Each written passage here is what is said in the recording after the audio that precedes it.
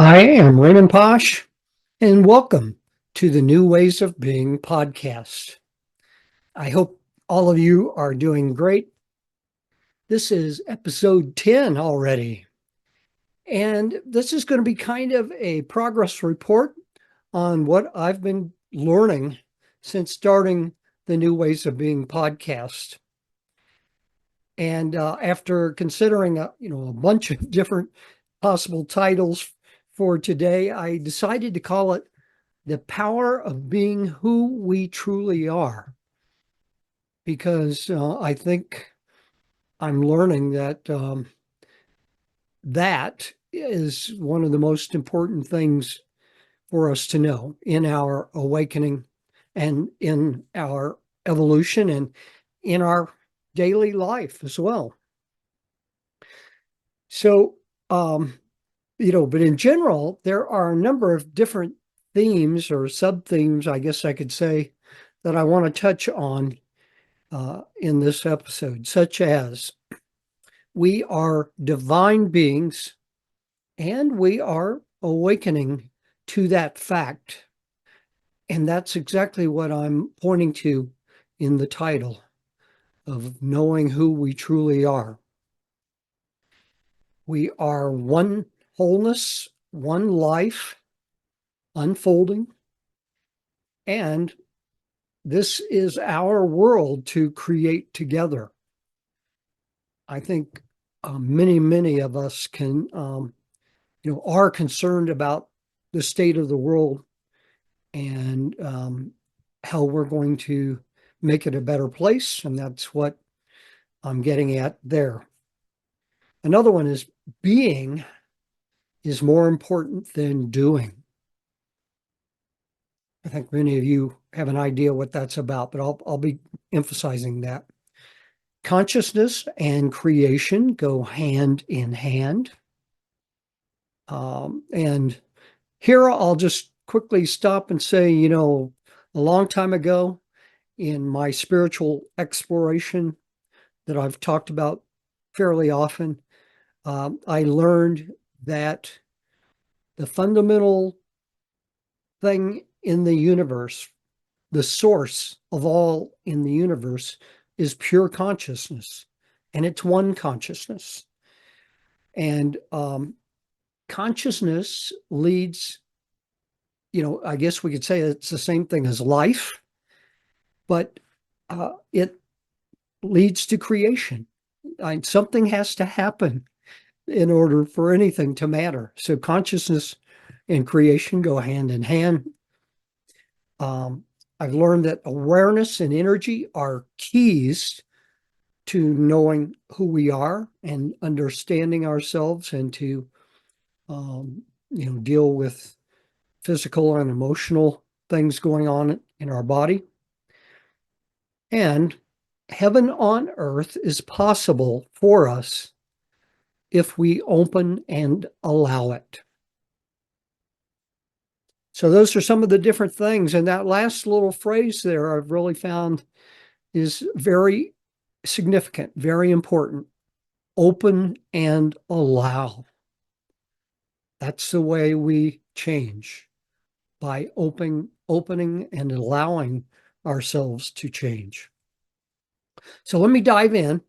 I'm going to talk about different things that I have been focusing on in my own spiritual awakening and in my own life. And in doing so, I will touch on those different themes in the context of my own life and my own experience. So now, before I get into all of those, I just want to kind of add a side note here. Just today, I received an email from spiritual teacher Matt Kahn, and he said two things in the email that are significant and important. And one is a definition of awakening that's in a little different terms than I have used before, but it's right on. So I want to repeat it for you. Awakening can be described as a transformation of perception. Now, if you've been doing any serious spiritual transformation in recent years, you'll have some idea of what I'm talking about there. We really know at this point that our perception is everything. Um, our perception, in a way, I could say, creates our reality. It creates our experience of life, which we take to be reality. Okay, so uh, how we perceive is very, very important. Awakening can be described as a transformation of perception. And the other thing that he said today is the universe always exists in a state of ever growing expansion. And then this is another point that's very important. Um, I've learned actually long ago that this is true, that everything, the universe, life, consciousness is always in a state of growth and expansion. Uh, I had one spiritual teacher, Mary Morrissey, who used to say something to the same effect. Uh, and she said that life is always expanding, always becoming more. And so those 2 points are very important for seekers, for people who want to grow and be better and to expand their lives and make a difference in the world and to experience new ways of being. So I'm going to dive in here. And um, first, I want to talk about something that has ended up being a big influence in my life over the last, I think it's been 3 or 4 months now. Kind of lost track here, but the book is The Wisdom of the Council, and it is written by Sarah Landon. And Sarah is actually the channeler. She channels from this group of advanced beings called the Council of Earth, or she calls them the Council of Earth. And they have been delivering messages for humanity through her channeling, through her. And so that's what the book is all about. It's full of messages from the council. And this book just has spoken to me probably more than any book I've come across in all of my spiritual research. It is full of messages that I think are very important. They are certainly right in tune with me and what I know and what I think. Not everyone needs it, and maybe you can readily use the same kind of resources, the same books or the same teachers, etc.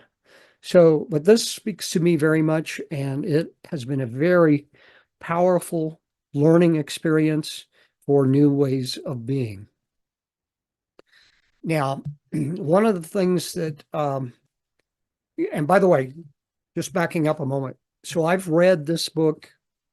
Um, when I started, I read the book and then I read it again. So I've read it through from beginning to end twice. And then since then, I've been studying different parts of the book and bouncing around a lot.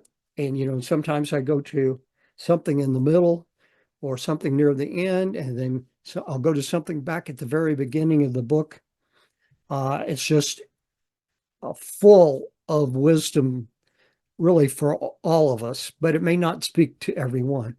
But one of the things they talk about heavily in the book is what they call the new earth or heaven on earth.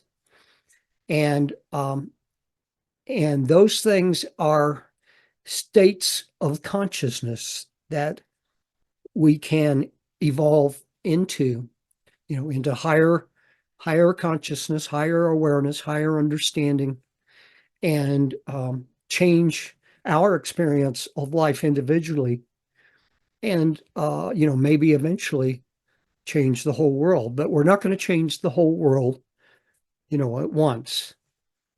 So they advise people to step into the state of consciousness that they call heaven on earth now.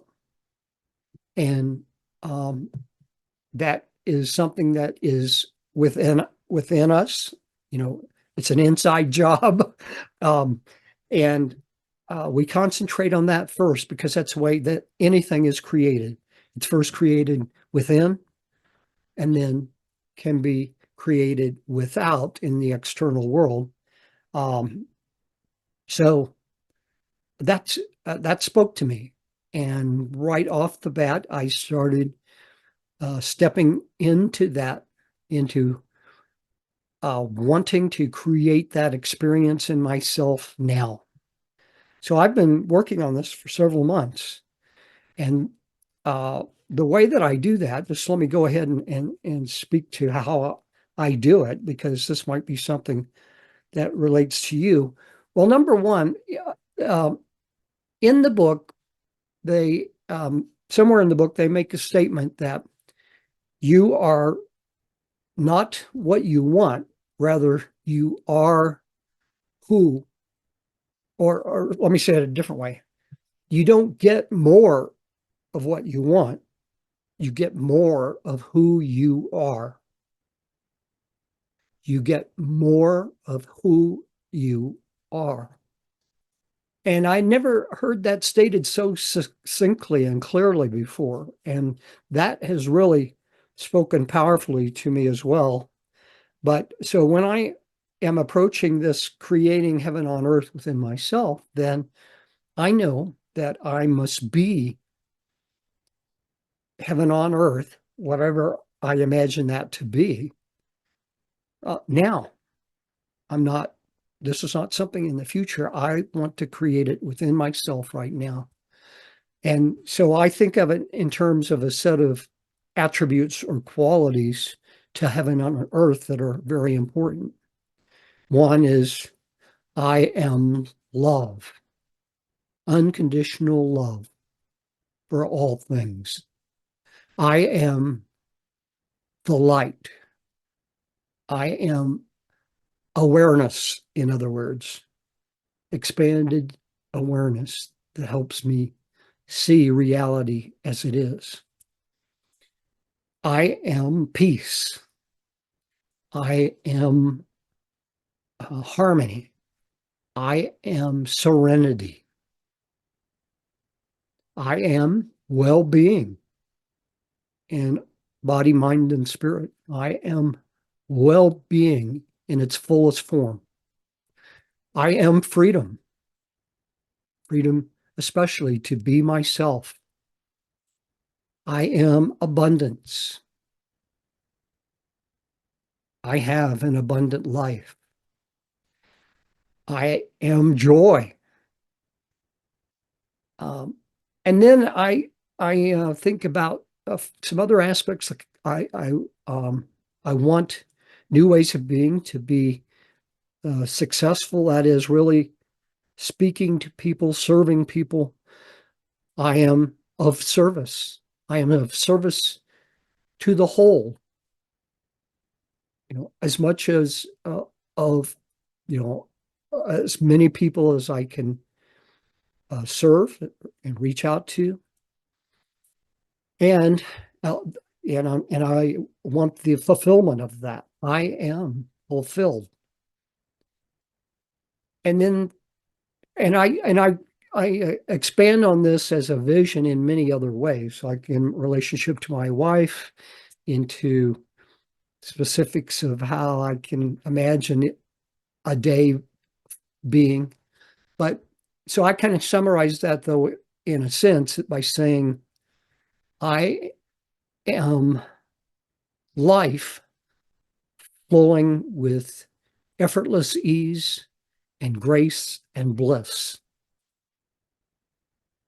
So all of those things are a part of my idea about of heaven on earth. And then I can go, you know, expand my vision in specific areas as much as I want. I want abundance, um, to let me have a new car when I need it, when my whole car is dead and gone.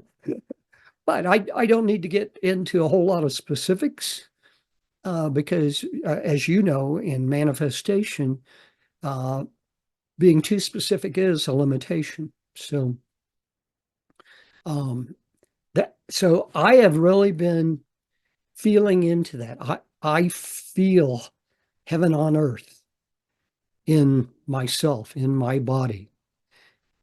I feel heaven on earth in every cell of my body.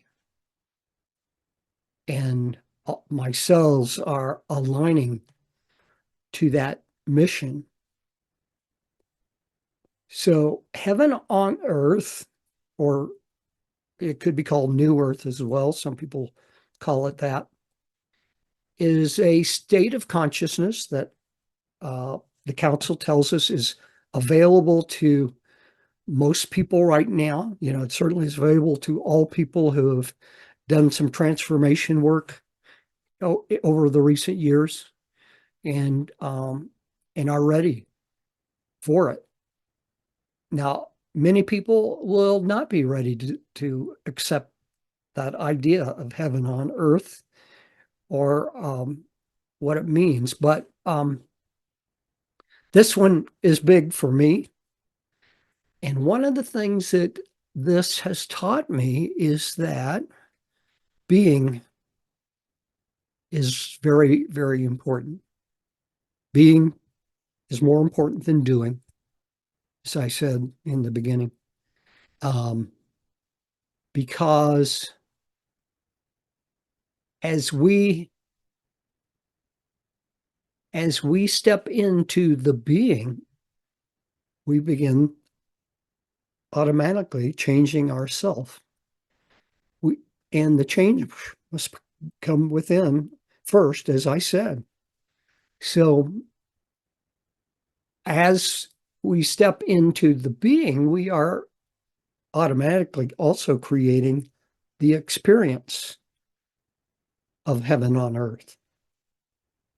So I would recommend this to anyone, and everyone. And um, the book goes into talking about, if there comes a time when there's a lot of disruption and chaos going on in the world, um, to separate ourselves from that. Don't drop into a lower frequency, a lower state of being, but stay in a high frequency, a high state of being, the highest that we can um, allow ourselves to be. Eventually, well, when a person changes their way of being, it does begin to percolate out into the world. At least the immediate world around us. People that we are interacting with will see that maybe there's a change in how we are behaving in the world. We may radiate more love and more light and more peace in the world, all things that are needed in the world today. Some people might say, well, that's not changing anything. That's just changing the way you're thinking. But what is really more important is our emphasis should always be not on thinking so much as on being, on awareness. Being is a state of awareness. That's our state of consciousness in the world. And our awareness of ourself and the world in how we're perceiving it. So I've really found this to be quite powerful for me and a big change. I would love to see every one of you stepping into this. And if you want to do that, I will be talking more about this, I'm sure, in the future episodes. But for now, go get the book, The Wisdom of the Council. And it is full from front to back of incredible wisdom. Another thing that I've learned is that you are the creator of your life experience. I am the creator of my life experience. Now, most of us have grown up believing the world is as it is, that it's that what we perceive is objective reality. Where no, I've been learning that, well, that's not completely true. It's a subjective reality. It's very much my perception, my beliefs that color how I see the world or things happening in the world, or color what I am experiencing and how I am reacting to my experience. So um, this is a very important message. You are the creator of your life experience. The we really can change. Like when we are in the mode of victimhood, for example. In victimhood, we are totally reactive. We are programmed into habit and programmed ways of thinking and acting. And when something happens, then we react in that habitual way. It might, if it's something upsetting, we may always react in anger. But no, as we expand our consciousness, we become more able to have choice and apply choice to how we are responding. We can become responsive instead of reactive. And that changes how we think and see and feel about the world. Another one that they emphasize over and over again throughout the book, and I love the fact that they do that. It's always a helpful reminder, a friendly reminder, and that is open and allow. Open and allow, for example, higher awareness within ourselves. Open and allow source energy to serve us, or the divine to serve us, or God, or whatever you want to name that as. Open and allow miracles and magic to serve us. And God is willing and able and ready. I've been told by teacher after teacher, and the council says the same thing. Miracles are there, available to us if we open and allow and receive. Now, some people, get into a way of being in the world where they think they're being open and allowing, but they don't actively receive what is being offered. Maybe they don't feel worthy, or that maybe there's other beliefs or things that negative thinking that blocks them from receiving those miracles. So they say that through the book. That I found that to be very powerful also, to always be reminding myself to open and allow. At one point in the book, there's this one sentence that really jumps out at me. And they say, embody the love you are as God. Now, this relates to an earlier statement. If everything arises from and within one consciousness, and that's the way it works, it is a wholeness. The one consciousness creates the universe, the physical universe within consciousness, but it is not of consciousness is of a different domain. It is the domain of consciousness. So it is really beyond space and time. But consciousness, because everything is a wholeness, consciousness is in everything in the universe and everyone. Or you could say God is within it, everyone and everything. So embody the love you are as God. You are God, in the way that a wave is uh, of the ocean. It is an expression of the ocean. It's not something separate from the ocean. Well, that's the same for us. We are divine beings. We are of the divine. We are not the whole of God, the whole of consciousness, but we are it in expressing in human form. And they emphasize this, and they say over and over again that we have the power to create a far more incredible life experience than we can ever imagine right now. Right now, we're so bound in terms of thinking in terms of separation and our separation from divinity, our separation from God, our separation from other people who are also parts of God. Um, so I love that statement though. And I am embodying the love I am as God.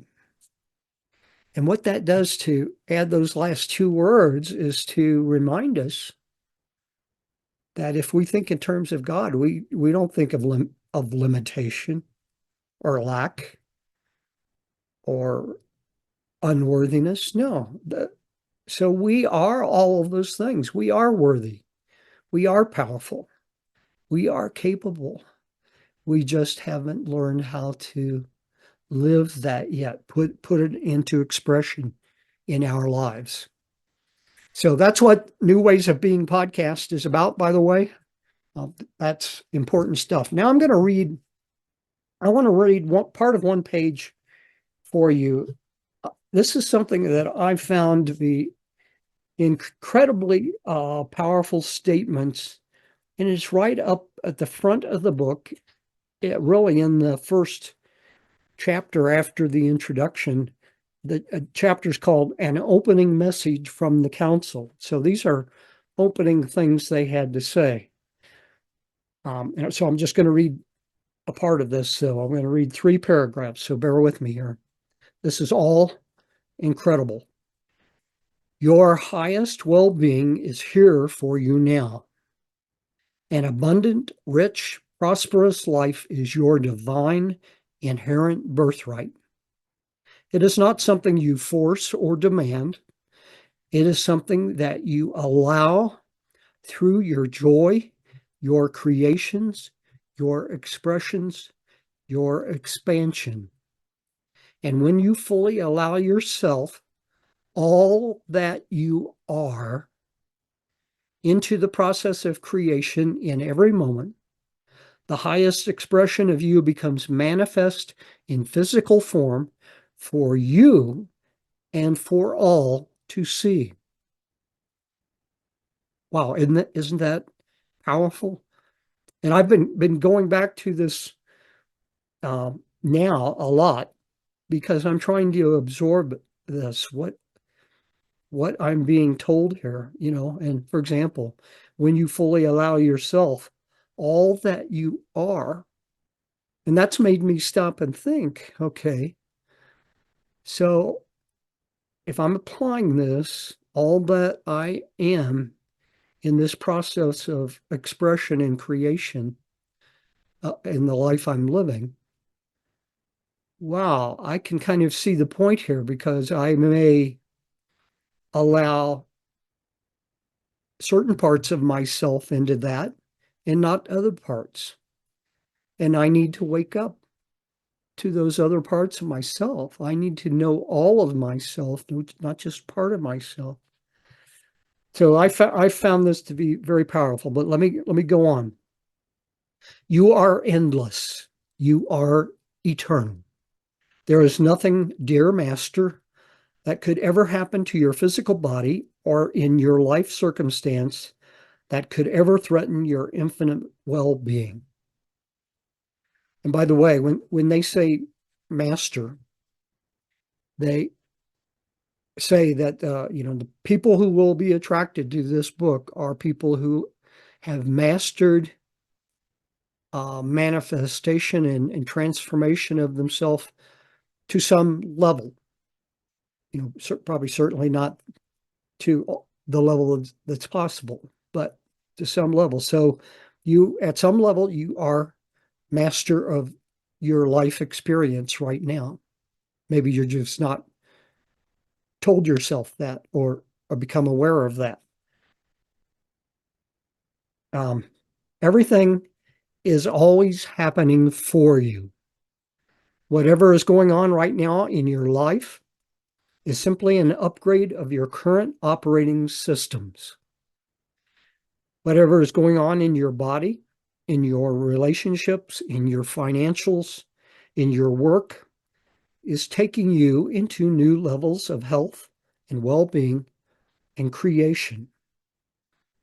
As you perceive your experiences this way, new features, new functionalities, new potentials, and new possibilities will become available to you. So again, this is talking about uh, how we think about ourselves, how we perceive ourselves, to what degree we are open to uh, our own power, our own capability. All right, one more paragraph. There is so much more going on here than your human mind can comprehend, but you are allowing your upgrades. You are allowing the lighter, brighter, happier, more joyful, came out wrong, more joyful, more peaceful, and more loving energies that are going to help you to thrive in the new earth. So it's pointing us to glimpses of what is possible. If we allow it, we will begin to feel lighter, brighter, happier, more joyful, more peaceful, and more loving. And so I wanted to share that because that really spoke to me. It's really been a bit of an eye opener. It's not something that has, immediately uh, been absorbed into my awareness. So I keep going back to it and allowing my awareness and understanding of that to expand. Now, one last point is that they, I've said it before in slightly different words, but they said, know that you are the divine in human form, in form on earth, and begin to live that from that. And the more that we can do that, the more that we can know that we are divine. Uh, yes, being in physical form has some limitations, but they make it clear the limitations that we currently perceive, almost everyone currently perceives that we are far more limited than we truly are. And so their point is to allow ourselves to awaken to that. This, as I say, this book is just full of so many messages. There are different parts that talk about manifestation and becoming a master, self-realization, um, uh, and so I know that I can keep reading this book for a long time before I've ever absorbed and learned it all. All right, I want to go on tell you a little bit more about the other things that I'm working on in my life to shift into new ways of being. And one of those is I've been working with a gentleman named Seth Dietland. He was in episode 4. He is someone who channels uh, from the angels. He talks with angels. And he, unlike uh, unlike Sarah Landon, he has not written a book. He does not channel large amounts of information or wisdom and then put it into a book. But he uses the channeling for some of what he challenges is guidance for him specifically. The angels guide him in how to um, experience a greater life and to help others more in the process. And um, that's what he does. And so he's invited me to attend some of the sessions that he uh, uses to what he calls activate or up level uh, people. And he uses that word. I've heard the word before, but I never fully maybe understood what it was, and I've not used it for a long time. But now I understand what it is. It's when someone that's in direct contact with the divine, you know, God or the angels or ascended masters or spirit guides, um,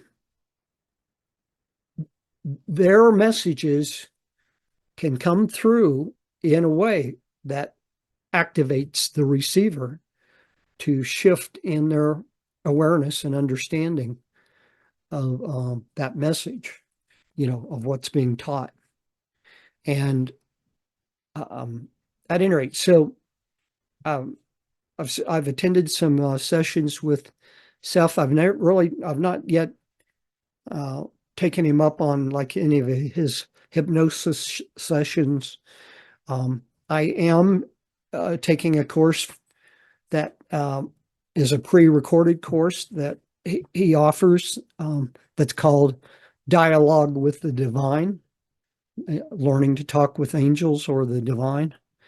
And that's been an eye opener. But just when I interact with him, he talks about opening and allowing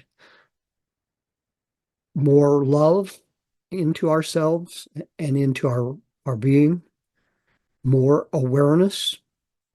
And in this course of his that I'm taking, um, he talks about uh, thinking versus awareness, which I've talked about for a long time. But it's good to hear, some new perspective and new thoughts and new techniques to expand on that.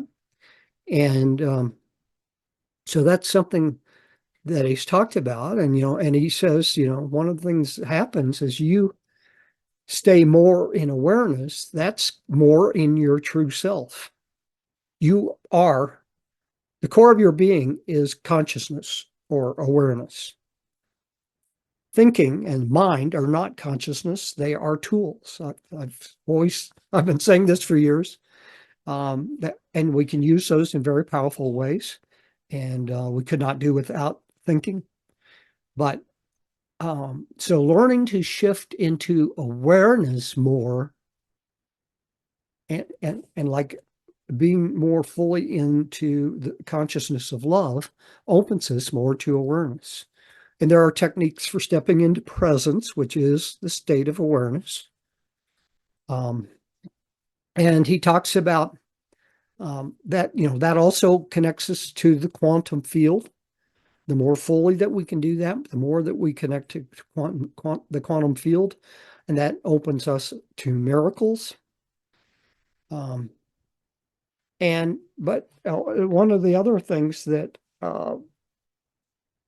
he always talks about when he delivers messages from the angels is that the more we allow awareness and expansion and our unlimited nature, the unlimited side of us, instead of staying focused in limitation, to open up.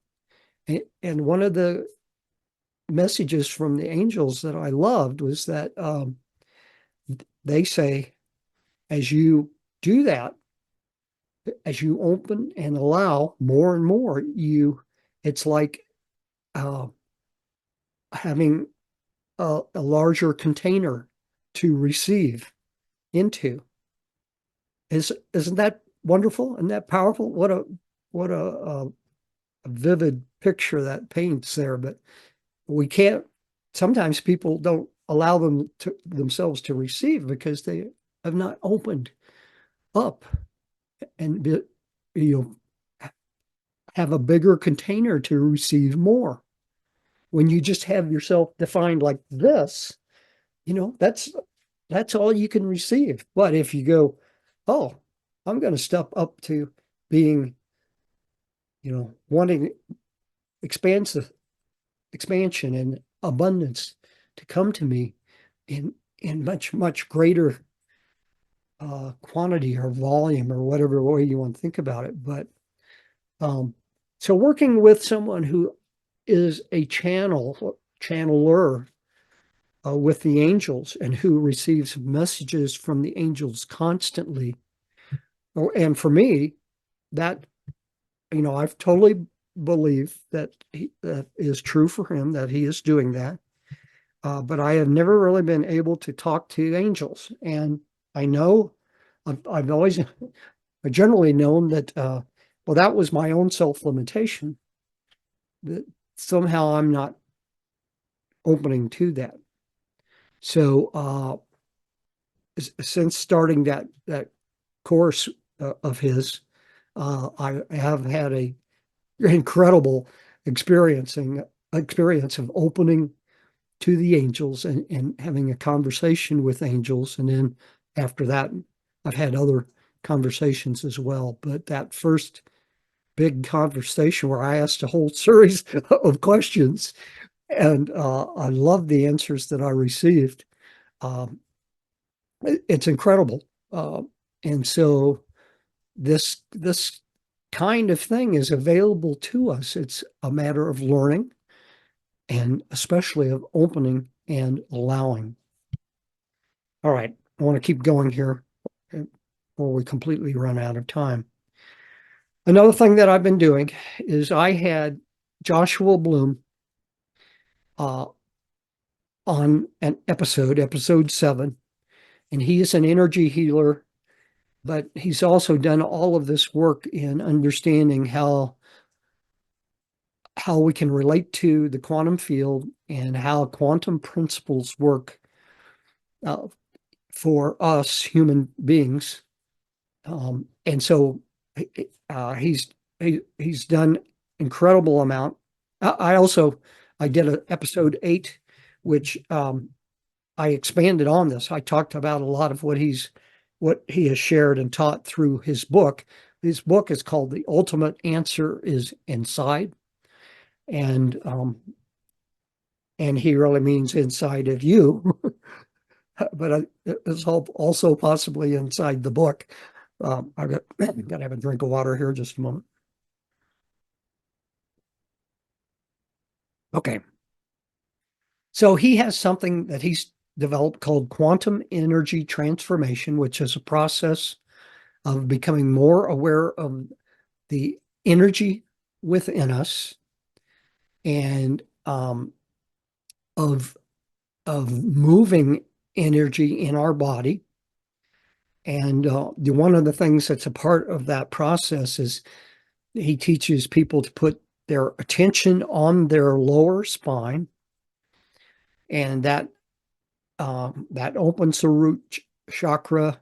But it connects us to what psychologists would call the subconscious. Joshua calls it the unconscious because he doesn't want to get the particular different teachings about subconscious uh, uh, into the process. So when he talks about unconsciousness, he's talking about our unconscious beliefs, our unconscious thoughts, uh, and perhaps not with all of everything that a psychotherapist would focus on, but um, and he talks about how we can transform our self, our experience of ourself, um, issues with physical ailments or emotional problems. Uh, and those things are usually caused by unprocessed, what he calls messages, unprocessed energy or messages in our body that we've held in our body that need to be released. And his quantum energy transformation is all about releasing those stored uh, energy, stored emotions or beliefs within ourself, and thereby transforming into a more powerful and capable person. And so I've really learned a lot about that. And he says that when you put your attention on the base of your spine or on the space between our spine and the floor, the ground, um, we automatically connect to the quantum field at some level. And again, all these different techniques, I have to say at some level, because we can do it in a very weak way, perhaps, or in a very strong way. And that matters. When people are, learn meditation, they learn a degree of awareness, but it may be limited. They may be shifting back and forth between mind and awareness a lot. But if you get to a very deep level that meditation does offer, you can hold pure awareness, like maybe not 100%, but 99% for some period of time. And then some thought will come into us, and we'll go off thinking about something, and then we need to come back to becoming aware again. So it depends on our level of practice a lot, how practiced we are at staying in the state of awareness. Now, Joshua also teaches a process he calls being quantum, which is not only to be fully connected to the quantum field, but in a full state of expansiveness, kind of being open and allowing, and especially to possibilities. And as you do that more and more completely, and um, part of that happens as you become able to expand your awareness or your energy field. Um, like if I can sit here and I can expand my field to fill this room, and I immediately feel this shift in my body, and it's a feeling of expansiveness, really being open and connected to pure potentiality. And he relates that to what in quantum physics is called superposition. It's where it is it is open to all possibilities and it has not collapsed into a particular quanta state. Um, and but it applies to us in the way we operate as human beings. We can open to possibilities and really stay in an open state. And then if we make the choice then of or we allow our intention to choose the right possibility for us, then that will collapse into reality. And it becomes, as long as we stay open and allowing, then that transformation, that creation will occur for us. It's very powerful stuff. I'm continuing to learn about what he teaches. I've learned a lot just from his book. It's an incredible book. And it just so happens that I'm going to attend his quantum energy retreat this coming weekend. It's a retreat in the sense that it is very intense for 2.5 days. So that takes you completely out of, anything else you've got going on.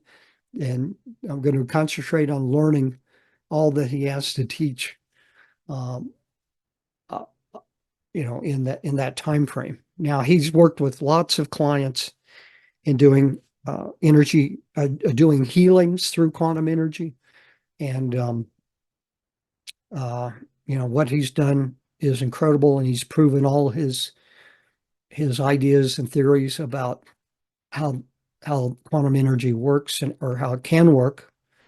So I'm continuing to expand in that area. One of the things that he's taught me that before I was completely skeptical about is about the power of crystals. And he talked about how he eventually overcame some problems that he dealt with, and he described those as negative energies that were, uh, maybe attached to him, or but that he was just not able to overcome in other ways when he started using pendants made of crystals. He found immediate change happened for him. So I decided to kind of give that a chance and explore it a little bit. He makes these quantum energy transformation pendants himself. They have a selenite crystal blade, and then other crystals like tourmaline and rose quartz and others that I don't recall the names of attached to that. And then if you wear that, then you will they can have a contribution to your energy state, your frequency. So I think of it in terms of levels of consciousness. But I found when I started wearing that I could feel a difference. I felt a kind of a more, uh, little more flow, or some things not taking as much effort. Um, and then um, he talked. He has something now called a mica pendant or a mica crystal that he offers, and it is supposed to provide a greater frequency, a higher level of energy amplification. Well, uh, so I happened to see something that really, I kind of been looking for a pendant that I can wear as a folk singer when I perform, just for decoration, if you will, whatever. Um, and so I got this mica pendant. This is golden mica. Muscovite is the mineral that and mica has many different. Uh, there are many different kinds of mica with different mineral content. Uh, and in just a minute, I'll tell you about what happened with this. But so I've been wearing it just the past week. I also have a amethyst pendant, and I don't know if I can tell that it's changing anything for me yet. But amethyst has the reputation of helping with sleep and calmness. But in wearing that this week, I wore this pendant in two folk music performances that I did, and I noticed that the first one that I wore a difference. I was in a greater state of flow in my whole show. I do 1 hour performances usually.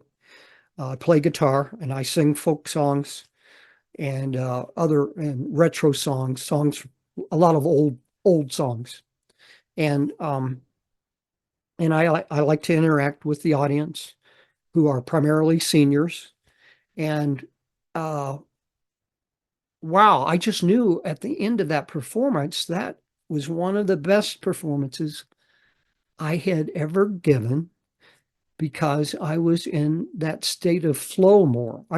Definitely a kind of a higher energy state.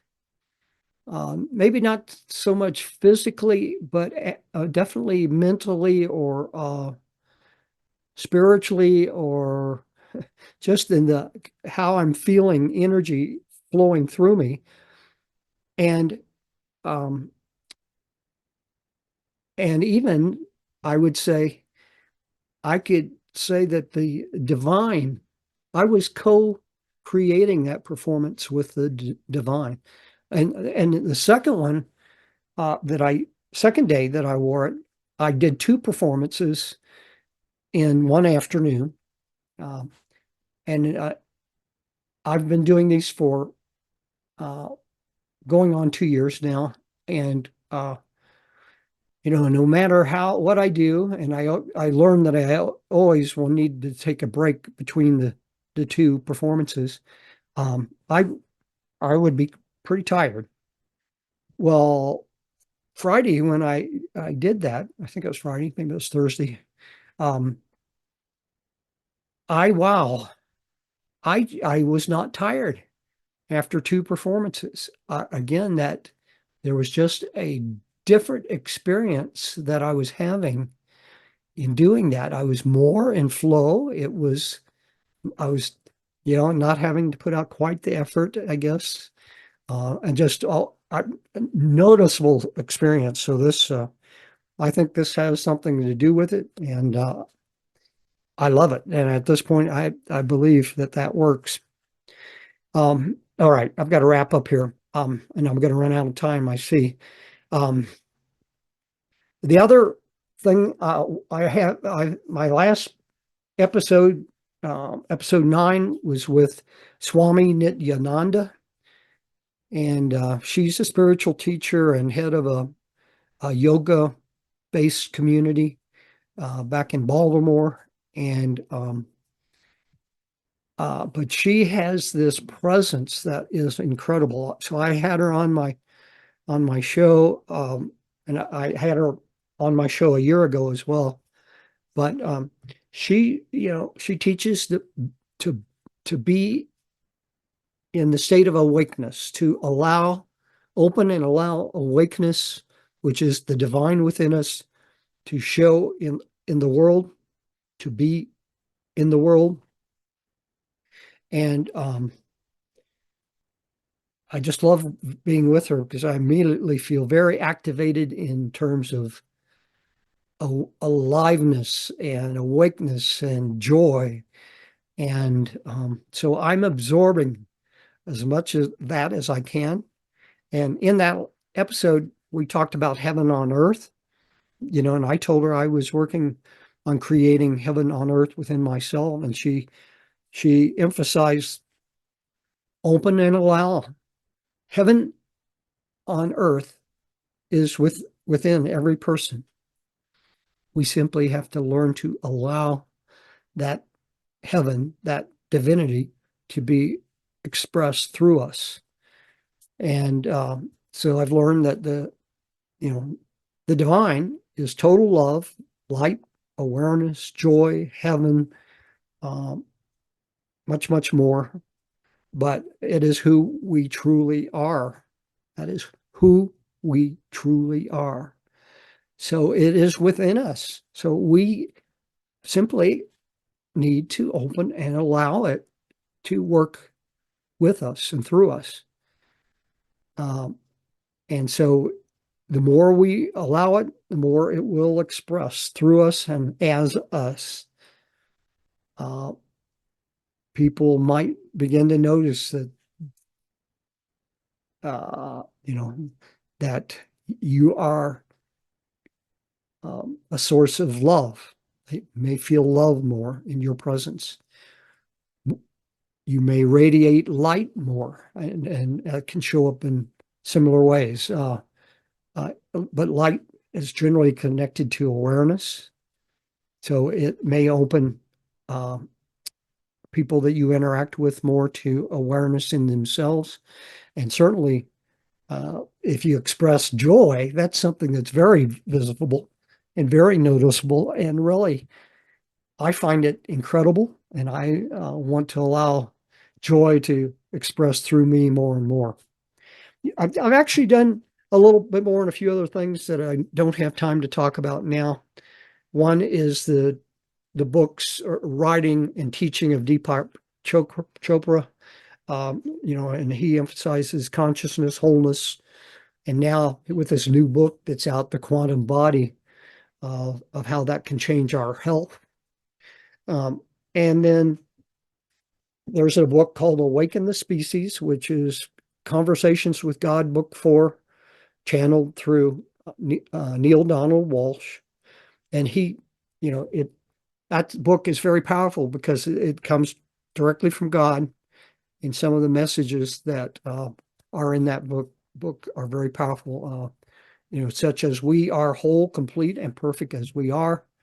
We are individuated expressions of the divine, and we are here to create the experience we want, the life we want to experience.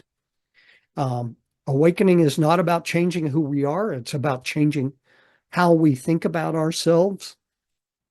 And of course, he emphasizes how important unconditional love is. He says, if you want to awaken and step into heaven on earth to change the world, begin by loving yourself, loving others, loving the world around us, and loving life as it unfolds, as it is. Not simply as we would hope it would be, but as it is. So I've been learning an incredible amount, and I've been experiencing definite change, definite greater awakening, greater expansion, more miracles. I've had some miracles that happened that were quite astounding. So I will find time to talk about that in another episode. Thank you so much for being here. I hope you, love what you are hearing on this podcast in the episodes, when I'm talking by myself or when I have guests. My whole purpose is to help you awaken to new ways of being in the world. So I hope you share that with others. Subscribe to the podcast. I've got blog posts on my website. So my podcast website is www.newwaysofbeing.world. My standard website for what is going to be everything I do with New Ways of Being is raymondposch.com.